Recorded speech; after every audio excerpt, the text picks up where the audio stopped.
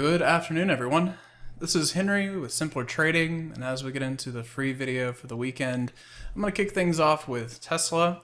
So after earnings, I would say most investors would probably look at this with a generally disappointed view.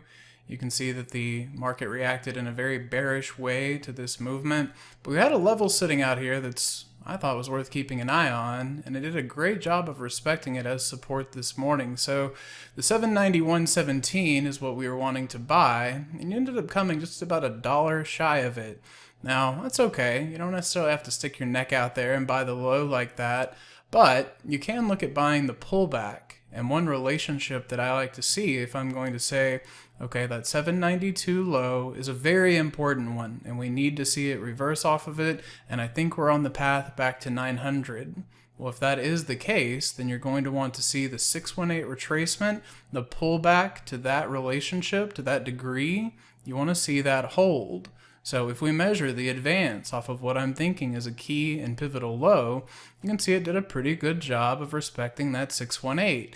Then you round out Friday's close with, any short. I think, if you were short, you're feeling the pain here a little bit more, and that may lead us into what unfolds next week. So if you get below 817, then I've got to see the 790 low hold. Obviously below that I am wrong, but keep this pattern in mind as you get into your trading on Monday and Tuesday.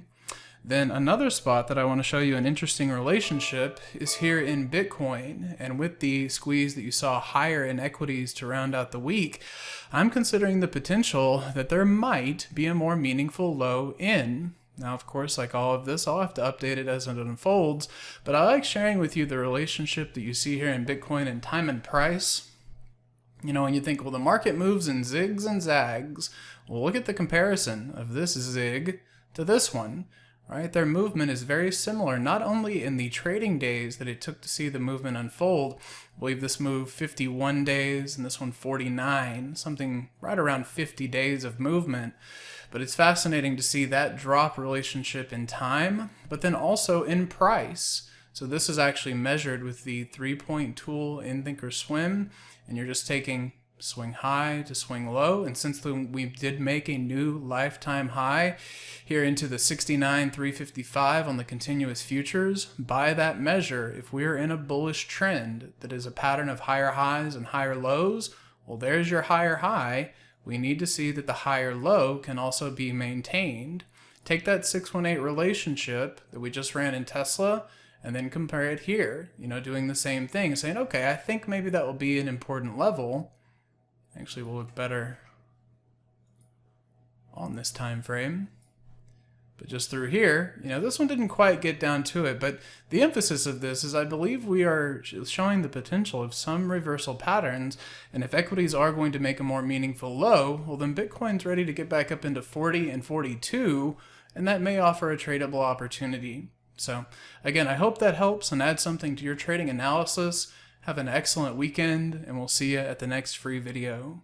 Hey traders, this is Henry with simplertrading.com. I wanted to thank you for watching today's video. I hope you found it helpful, and if so, be sure to click the like and subscribe buttons down below. If you would like to also see me putting these ideas into action and trading my own account live in front of you, be sure to sign up at simplertrading.com, and I hope to see you in the chat room sometime soon.